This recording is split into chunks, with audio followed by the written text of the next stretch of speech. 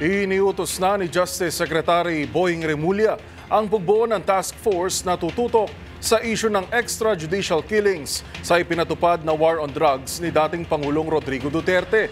Ang nasabing task force ay nasa ilalim ng Office of the Secretary na binubuo ng mga prosecutors at mga tauhan ng National Bureau of Investigation. Sila magsasagawa ng investigasyon, tutulong sa pagbuo ng kaso at magsasampa ng kasong kriminal sa mga may kasalanan at may kaugnayan sa EJK. Inatasan ni Remulla ang task force na makipag-ugnayan sa House of Representatives, Quad Committee, Senate Blue Ribbon Committee, PNP, Witness Protection Program, CHR o Commission on Human Rights at iba pang ahensya ng pamahalaan para sa pagkuha ng impormasyon.